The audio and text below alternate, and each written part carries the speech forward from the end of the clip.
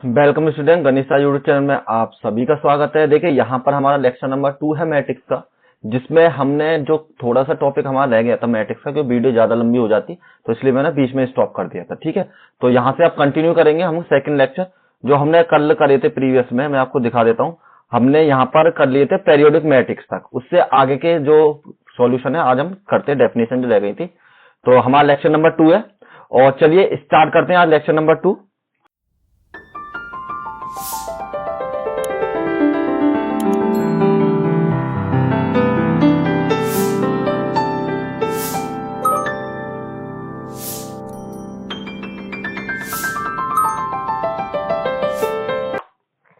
और lecture number 2 में आपका सबसे पहले स्टार्ट है ट्रांसपोज ऑफ मैट्रिक्स। तो ट्रांसपोज में देखिए ये आपका इंपॉर्टेंट है थोड़ा ट्रांसपोज, क्यों? क्योंकि कभी कभी आपसे डेफिनेशन भी पूछ ली जाती है इसकी, तो डेफिनेशन मैंने लिख दी है, विद एग्जांपल लिख दी है, और कुछ इसकी फॉर्म्स की कैटेगरी है वो भी मैंने आपको नीचे एक्सप्लेन कर दी है। तो स्टार्ट करने से पहले मैं आपको थोड़ी सी एक इन्फॉर्मेशन बता देता हूँ। हमारी जो सभी क्लासेस की जो वीडियो है और सभी सेमेस्टर की यहाँ पर स्टार्ट डेट है, तो सभी को आप देखिए, और जो भी आपके जो क्लासमेट वगैरह या आपके कोई पीछे वाले स्टूडेंट मतलब बैक ईयर में है तो उनको बता दीजिए कि सभी की जो हम पीडीएफ है यहाँ पर फ्री में देते हैं, और सारे क्वेश्चन जो कि आपके एग्जाम में अटेम्प्ट होने वाले होते हैं, सारे क्वेश्चन वही कराता हूं मैं आपको जो भी आपके एग्जाम में आते हैं। इससे अलावा आपको कोई भी मतलब आप अगर मेरे लेक्चर अटेंड करते हैं सारे तो इससे अलावा आपको बाहर से कुछ भी पढ़ने की आवश्यकता नहीं पड़ेगी, केवल इसको कंटिन्यू रखिए और पूरा पेपर आपको 100% मिलेगा, ये मेरी गारंटी है। ठीक है, तो चलिए तो ट्रांसपोज ऑफ मैट्रिक्स स्टार्ट करते हैं। तो आपके ट्रांसपोज ऑफ मैट्रिक्स में डेफिनेशन दे रखी है कि let A equal to A I J M into N, मतलब कोई भी एक मैट्रिक्स है जो कि आपके एम इंटू एन की फॉर्म में है। Then the N into M matrix obtained from A by changing its row into the column and its column into the called transpose of matrix. क्या मतलब ये है कि कोई ऐसी मैट्रिक्स जिसकी हम रो को कॉलम में चेंज कर दें और कॉलम को रो में चेंज कर दें। मीन्स आप मान लीजिए जैसे A1, A2, B1 और B2, ये भी कोई एक मैट्रिक्स है हमारी जो आपकी A के बराबर है। तो इसका अगर हम ट्रांसपोज निकालते हैं तो हम ऐसे कर सकते हैं, इसकी जो रो है उसको तो कॉलम बना लीजिए और जो कॉलम है उसको रो बना लीजिए। तो कहने वाला जो आपकी इस तरीके से पत्ते वो आपके इस तरीके से एलिमेंट सारे हमने लिख दिए। तो इसी को हम क्या कहते हैं, ट्रांसपोज ऑफ मैट्रिक्स कह देते हैं, जिसमें आपको जो A is denoted by the A and is denoted, A is हो गई यानी denoted by the symbol A dash and A की पावर टी। आप दो तरीके से डिनोटेड कर सकते हो इसको, ए डैश से या ए की पावर टी से, दोनों का मतलब ही आपका ट्रांसपोज होता है। तो देखिए अब आपकी जैसे ये मैट्रिक्स दे रखी है, आपकी मैट्रिक्स है 1 2 6, ये आपकी रो थी जिसको मैंने कन्वर्ट कर लिया 1 2 6 कॉलम की फॉर्म में। 3 4 7 को चेंज कर लिया 3 4 7 की फॉर्म में, और यहाँ पे 5 2 और 8 मेरे रो की फॉर्म में थे, जिसको 5 और 2 और 8 को मैंने कॉलम की फॉर्म में बदल लिया। एक चीज हमेशा ध्यान रखना, ऐसा नहीं है केवल इसमें एक ही रो या एक ही कॉलम चेंज होगा, पूरी की पूरी मैट्रिक्स का ही ट्रांसफॉर्मेशन होता है। ठीक है, और इसको ए डैश के बराबर आप कह सकते हैं। देखिए कुछ आपकी प्रॉपर्टीज हैं जिनको आपको याद करना जरूरी, क्योंकि आपकी जो प्रूव करने वाले क्वेश्चंस आते हैं वो इन्हीं प्रॉपर्टी पर डिपेंडेड होते हैं, और कुछ क्वेश्चन इसमें भी है सारे मैं आपको कराऊंगा, तो उनको भी कर देंगे, आपको पता पड़ जाए कितने यूजफुल है। नेक्स्ट आपको थ्योरम्स दे रखी हैं, if A dash and B dash B the transpose of A respectively, then अगर ए डैश और बी डैश जो ट्रांसपोज है ए और बी का, तो उस कंडीशन में आपके पास अगर ए के डैश का डैश मतलब ए के ट्रांसपोज का अगर हम ट्रांसपोज कर देते हैं तो वो आपके ए मैट्रिक्स के बराबर हो जाती है। और ये कंडीशन देखिए बिल्कुल ट्रू है, क्योंकि हमारे पास मान लीजिए ए की मैट्रिक्स ये थी, अब हम मान लो इसका दोबारा से ट्रांसपोज करते हैं तो आपके पास क्या कंडीशन है, ये A1 A2 B1 और B2, मतलब इसका मतलब ये था कि रो को कॉलम में बदलना, कॉलम को रो में। तो आप अगर ध्यान दें तो आप देखेंगे आपका ए वाला पार्ट और ए डैश वाला पार्ट कैसा, दोनों आपके इक्वल है। तो कहने वाला ये प्रॉपर्टी हमारी बिल्कुल ठीक है। इसी तरीके से सेकंड प्रॉपर्टी हमारी ए प्लस बी का अगर होल डैश हो और उसके अलावा ए का डैश और बी का डैश हम अलग करके बाद में ऐड करते हैं तब भी आपका दोनों इक्वल आते हैं। मतलब पहले तो ए प्लस बी को ऐड कर लीजिए, ए प्लस बी को ऐड कर लिया और ऐड करने के बाद फिर आपने इसको ट्रांसपोज कर दिया। या आप ऐसा नहीं करना चाहें तो पहले ए का ट्रांसपोज कर लिया, फिर आपने बी का ट्रांसपोज कर लिया और फिर दोनों को ऐड कर दिया।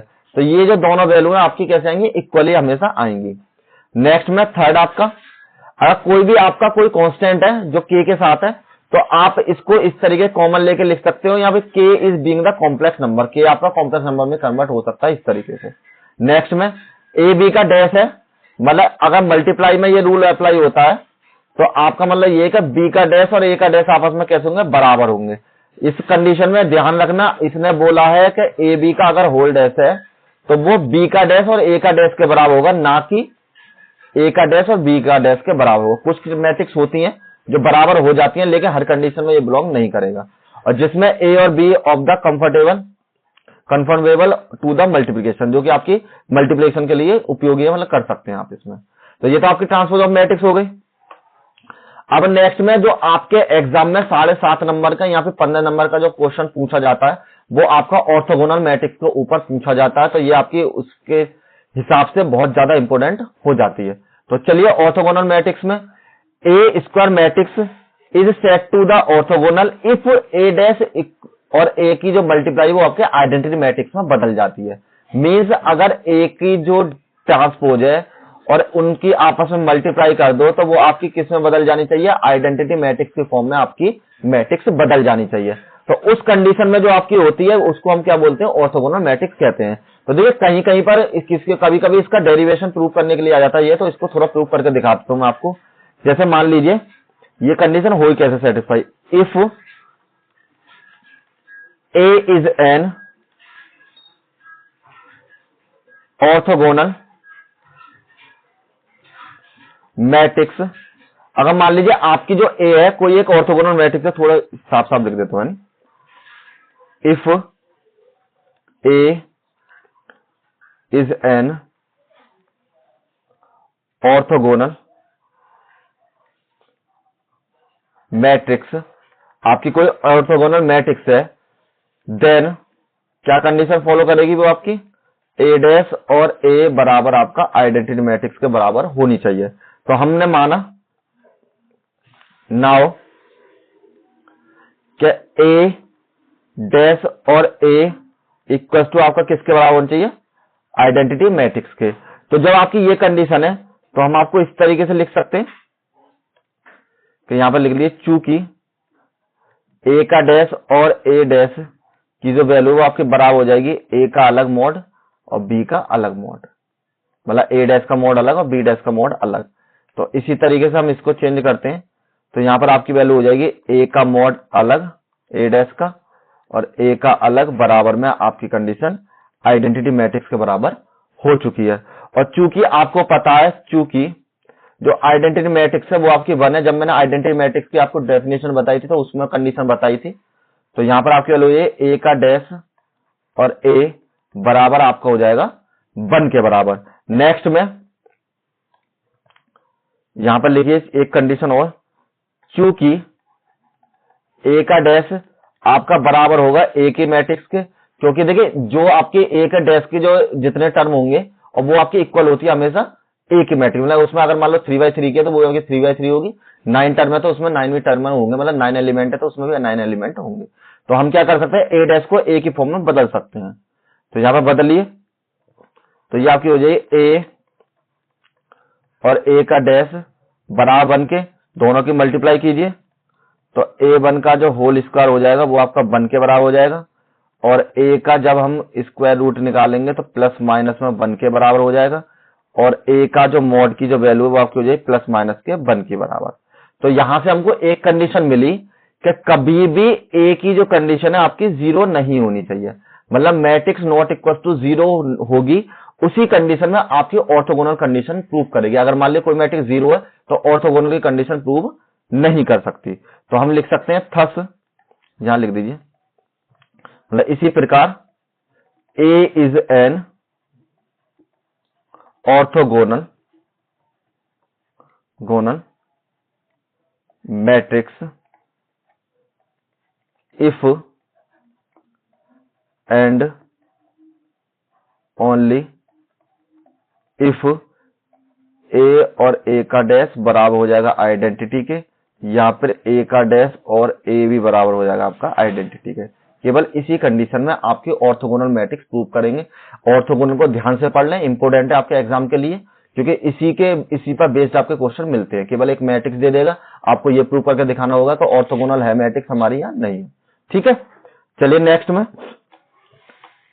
तो देखिए ये जो थ्योरम है आपकी, थ्योरम आपकी इंपोर्टेंट है, तो इसलिए मैं आपको करा देता हूं कि थ्योरम हो सकता है मोस्टली लोगों ने नहीं कराई, छोड़ देते हैं, लेकिन कभी कभी आपको मिल जाती है, कभी आपके 3 नंबर में मिल जाती है, आपको 7.5 नंबर में ये थ्योरम आपको मिल जाती है, तो इसलिए इंपोर्टेंट हो जाती है हमारे एग्जाम के लिए। तो थ्योरम 1, इफ ए और B and road orthogonal matrix, तो A B and B A is also the orthogonal matrix. ये कहना क्या चाहता है, अगर ए और बी कोई भी एन टाइप मैट्रिक्स है हमारी, अगर उसके हिसाब से ए बी अगर मान लो ऑर्थोगोनल है, तो इसको प्रूव करके बताना कि बी ए जो होगा, मतलब ए बी अगर ऑर्थोगोनल है, तो ये बताइए आपकी जो बी ए होगा वो भी आपकी ऑर्थोगोनल कंडीशन प्रूव करेगा। इसमें आपको ये शो कराना है। तो हम क्या करते हैं, यहां पर प्रूव करते हैं सबसे पहले, सिंस सॉरी यहां पर लिखते हैं आपको सिंस, यहां पर दूसरा सवाल लिखना है। प्रूव करते हैं, since A and B are both N rowed, मतलब एन रो स्क्वायर मैट्रिक्स, आपके दो मैट्रिक्स हैं जो स्क्वायर में इस तरीके से, देयरफॉर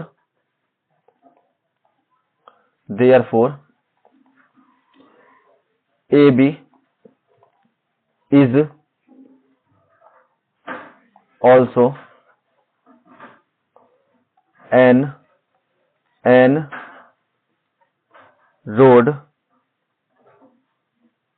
स्क्वायर मैट्रिक्स। आपके क्या है, क्या मान लिया ए और बी आपकी जो बोथ मैट्रिक्स है, जो कि एन रोड है, मतलब एन रो की है, तो उसी हिसाब से जो ए बी होगी वो भी आपकी सेम होगी। तो मान लिया आपके 3x3 मैट्रिक्स की मल्टीप्लाई 3x3 मैट्रिक्स में करते हैं, तो आपके पास 3x3 ही आपको मिल जाता है। तो इसलिए ये कह रहा है कि अगर उसमें एन रो है तो उसमें भी आपकी एन रो होंगी, तो रो के अकॉर्डिंग आपकी चेंज होगी। अब आपको क्या करना है कि सिंस ए बी का जो मॉड है वो बराबर हो जाएगा ए का मॉड के और बी का मॉड के, जो मैंने आपको प्रीवियस में ही फॉर्मूला बताया था अभी ये वाला, इस कंडीशन से। ठीक है, तो दोनों का मॉड में अलग अलग लिख सकते हैं। और लेकिन आपको ऑर्थोगोनल की मैंने एक कंडीशन और बताई थी पीछे, कि आपकी ए नॉट इक्वल टू 0 होना चाहिए और बी नॉट इक्वल टू 0 होना चाहिए मॉड, और आपका ए बी भी नॉट इक्वल टू 0 के बराबर होनी चाहिए, तभी जाकर आपकी जो मैट्रिक्स है वो ऑर्थोगोनल कंडीशन प्रूव कर पाएगी। और यहां लिखिए hence A B is a non singular या क्यों जाइए नॉन सिंगुलर मैट्रिक्स, देन मतलब नाउ अब आपको क्या करना है, ए बी का जो डैश है वो आपको बराबर करना है बी का डैश के और ए का डैश के, क्योंकि ऑर्थोगोनल की कंडीशन मैंने आपको प्रीवियस में बताई थी वो इसी तरीके से, तो ये दोनों आपकी कैसे होनी चाहिए, बराबर होनी चाहिए। ठीक है, तो नेक्स्ट में हम क्या कर सकते हैं, आप ए बी से मल्टीप्लाई कर लीजिए, मल्टीप्लाइंग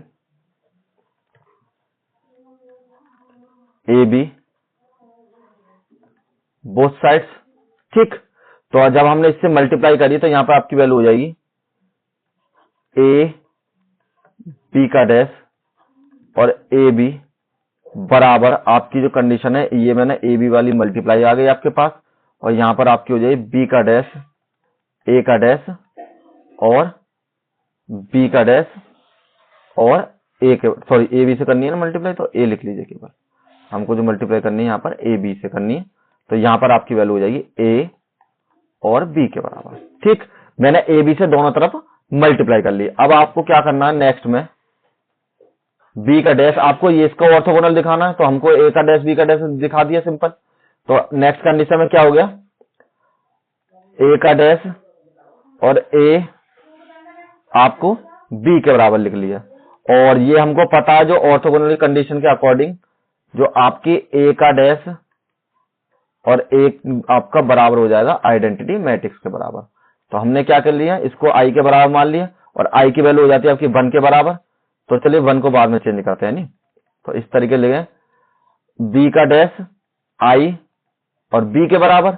और अब आपको पता है चूंकि आई की जो वैल्यू वो आपकी हो जाएगी 1 के बराबर, तो यहां पर जो आपकी कंडीशन है वो आपकी कंडीशन हो जाएगी बी का डैश और बी के बराबर, क्योंकि आई को 1 के हम चेंज कर देंगे।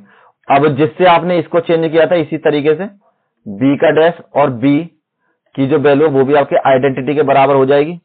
तो कहने का मतलब है यहां पर आपकी कंडीशन हो गई आई के बराबर। और आप देखेंगे तो यहां पर आप क्या लेके चले थे, ए बी का जो डैश है और ए बी आपकी कैसी हो गई, ये आपकी ऑर्थोगोनल कंडीशन प्रूव हो गई है। तो जब ए बी आपकी ऑर्थोगोनल है तो आपकी बी ए बी आपकी ऑर्थोगोनल होगी। तो यहां पर एक लाइन लिख दीजिए कि A B is orthogonal then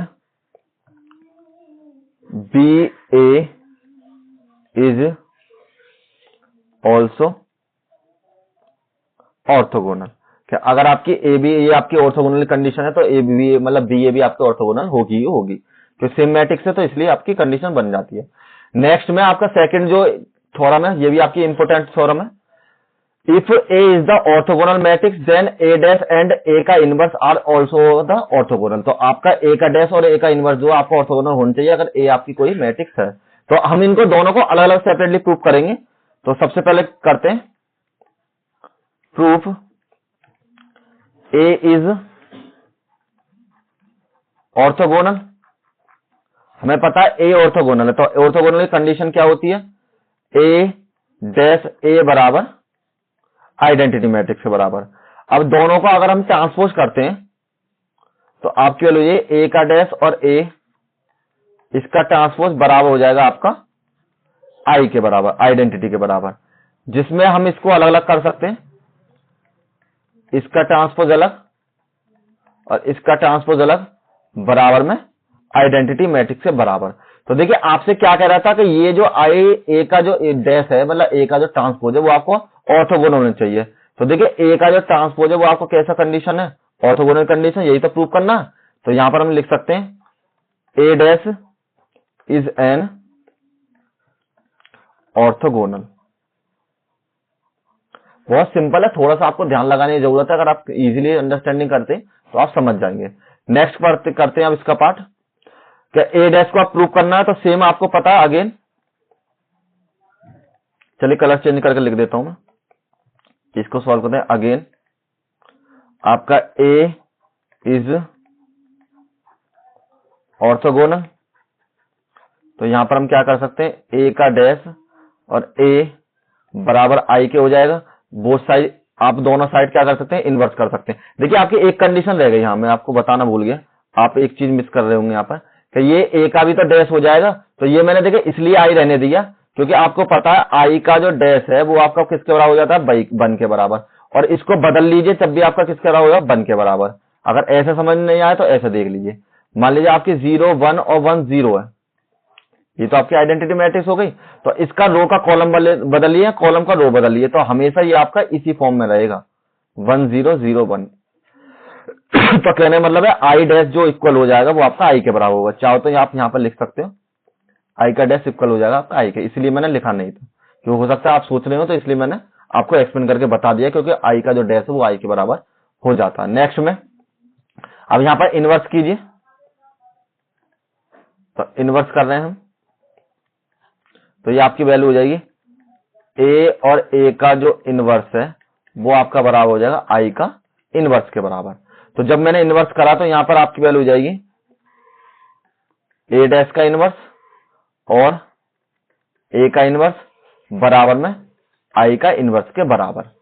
अब नेक्स्ट में हम इसको थोड़ा सा चेंज करके ऐसे लिख सकते हैं ए डैश का जो इनवर्स है मतलब ए इनवर्स, हम क्या कर सकते हैं जब ये इनवर्स है हमारे पास तो हम इसको इस फॉर्म में बदल सकते हैं कि ए माइनस 1 का डैश और ए का माइनस 1 और आइडेंटिटी मैट्रिक्स जो होती है वो आपकी आई के बराबर। यहां पर लिख लीजिए चूंकि आई का जो इनवर्स है वो आपका आई के बराबर होगा। अगर आप इसको इनवर्स में कर लेते हैं तब भी आपकी वैल्यू यही आ जाती है, तो इसलिए इसको आई ही रहने देते हैं। तो इसको थोड़ा सा आप अगर इस फॉर्म में लगाएं, ए का इनवर्स और ए इनवर्स का जो ट्रेस है वो आपके पास कैसी कंडीशन है, आई के बराबर। तो देखिए ये आपकी कंडीशन क्या आपको बताना था, ए का जो इनवर्स है ऑर्थोगोनल है, तो ए का इनवर्स आपको ऑर्थोगोनल कंडीशन प्रूव करता है। तो यहां कह सकते हैं A inverse is an orthogonal. ठीक है, दोनों की दोनों थ्योरम आपकी बहुत इंपॉर्टेंट है, कर लेना जरूर। और यहीं पर इस लेक्चर को समाप्त करते हैं, और इसके बाद जो आपके क्वेश्चंस हैं, इसके बाद जो वीडियो आएगी उसमें कंटिन्यू रहे, तो आपको सारे क्वेश्चन कराएंगे मैं ऑर्थोगोनल मैट्रिक्स से रिलेटेड, जो कि आपके एग्जाम के पॉइंट ऑफ व्यू से बहुत ज्यादा इंपॉर्टेंट। तो सारे क्वेश्चन अटेम्प्ट कर लें। आपको जो एग्जाम में क्वेश्चन मिलेंगे, या तो मेरे वाले क्वेश्चन मिलेंगे, या फिर उनमें से कुछ डिजिट चेंजेस होती हैं, वरना मोस्टली तो आपको वही क्वेश्चन मिल जाते हैं जो मैं आपको कराता हूं। ठीक है, तो वीडियो में बने रहें और लाइक करें और कमेंट जरूर करें अगर आपको किसी तरीके की इश्यू है। Thank you all of you. और इसकी पीडीएफ डाउनलोड कर लें गणिसा बीएससी के नाम से, और उसको चैनल को आप नोटिफिकेशन ऑन कर लीजिए, जिससे कोई भी वीडियो अपडेट हो तो हमारी हैंड टू हैंड आपको इन्फॉर्मेशन मिल जाए। Thank you all of you.